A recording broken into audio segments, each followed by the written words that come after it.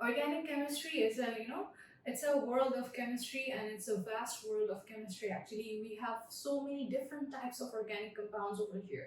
So it's really, it's really possible. It's quite possible for us, or, it's quite possible to get similar types of compound in this, vast or major world of organic compounds.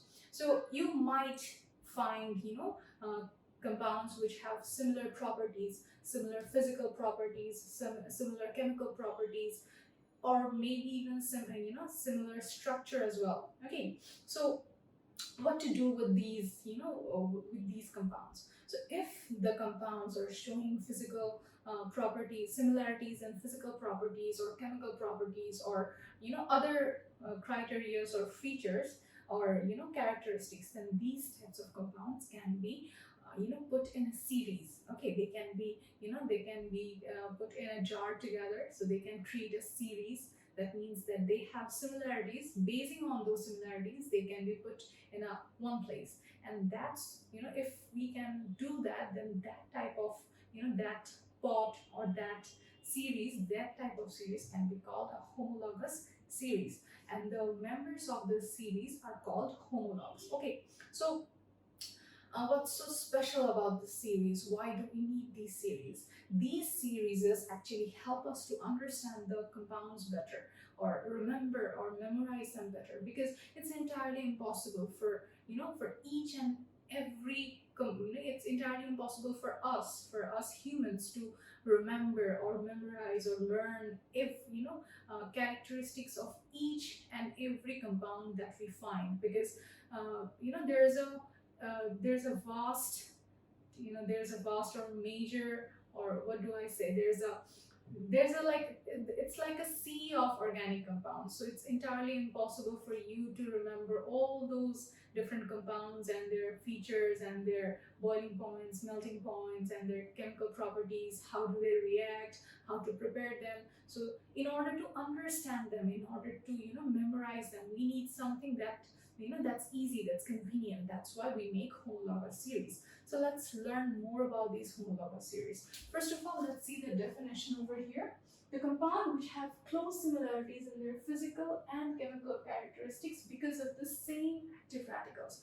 So because they have same physical or chemical similarities, because they have same radicals. Having same radicals makes them able to have same type of characteristics. Okay, belong to the same class. These compounds constitute the homologous series, and the members of these series are called homologs. Say for example, alkanes. Okay, alkanes is a, or alkene. Alkene is a homologous series. In the series, we have methane, we have ethane, we have propane, butane. These are called homologs because they are put in a different types of series. All these elements I have mentioned, just they are all alkanes. They do have similarities and they do have dissimilarities as well, but the number of similarities they carry is higher than the number of dissimilarity, and that's why they're put in a group. Okay, and it's really easy or convenient for us to remember or understand.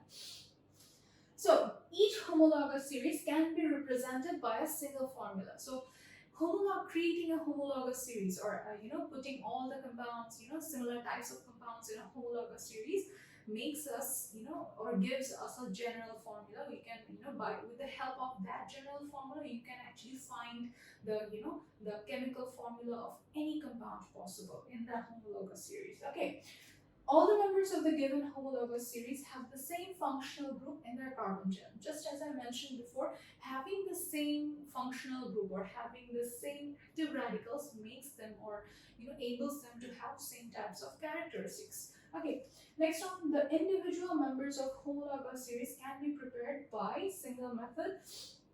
By the general method of preparation, we're going to learn about preparation of different types of different types of compounds, different types of homologous series. There are alkanes, alkenes, alkynes, alcohols, aldehydes, fatty acids, ketones. So we're going to learn the preparation of these compounds. Okay. Next one, we have the physical properties such as density, boiling point, the melting point of the member of a homologous series show a regular graduation with a rise in the molecular mass. So what it says over here is as the as the carbon number increases, or as the mass number increases or decreases, the properties, the physical properties, change. Sometimes it's gas, sometimes it's liquid, sometimes it's solid. Usually if the carbon numbers are getting higher, then they become more solid. Okay, next on we have the chemical properties of the homologous series. Similar through the first member may vary considerably from the rest of the members. Sometimes the first member can be a bit different than the other members, but that's an exceptional case. Next on, the successive members of a homologous series differ by CH2. This is called methylene. Okay, what is it called? Methylene. Okay, that's how it looks. You can call it. It's not a functional group actually, but you can call it. But what this does is, if you compare two homologs of a homologous series, you will find the difference between two homologs of a same homologous series is this. Okay, so I'm gonna explain this to you soon. Okay. So yeah, that's what the homologous series is all about. Homologous series is really important.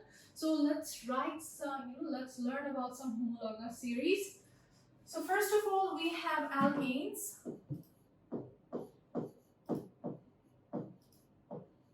General formula of alkane would be CnH2n plus 2. Okay. And the functional group of alkane is this. The carbons are attached with a single bond, and the rest hands are open. On these hands, it can be attached with any element possible. And let's write an example. Let's write, say for example, what's going to happen if we put 2 over here. Sorry, if we put 1 over here, and that will be C1 and H4. That's CH4, which is also known as methane. Okay. Next on, we have alkene.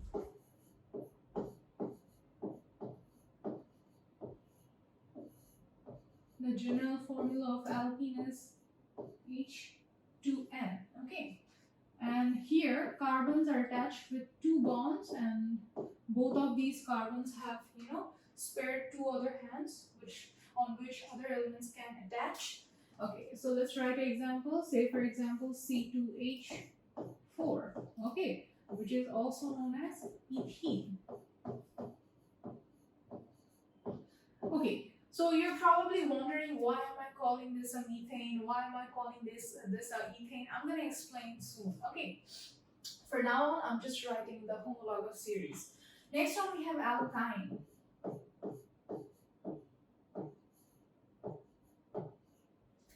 And the general formula of this would be H2n minus 2.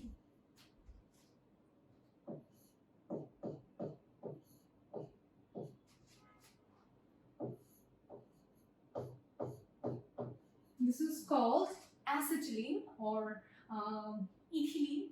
That's right.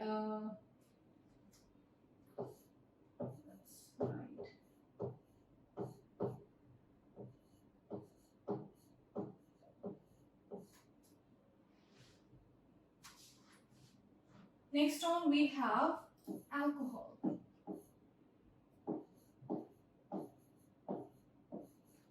The general formula of alcohol is CnH2n plus 1 OH. Okay, the functional group of alcohol is OH, which is also known as a hydroxyl group. Okay, and that's how, that's the functional group. That's why I'm writing only this one, the functional group part.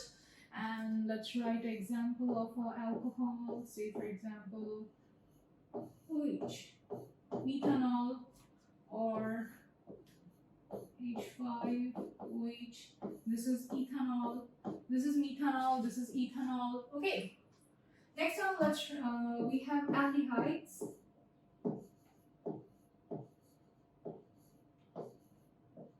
Okay.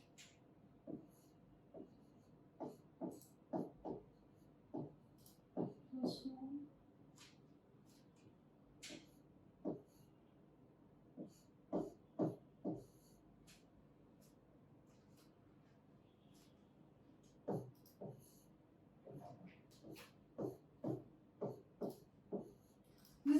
functional group of, group of aldehyde.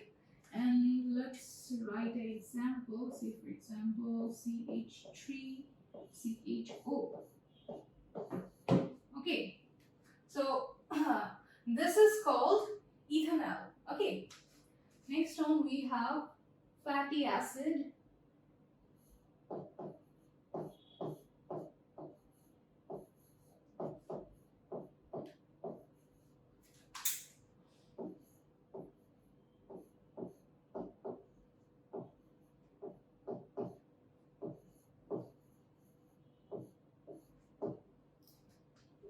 Okay, so over here, that would be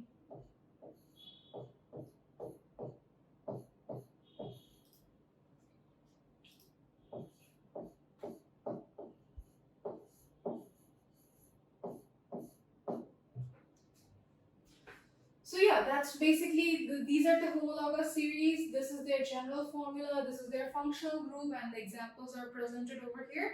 And we're gonna be discussing about all these types now. Okay.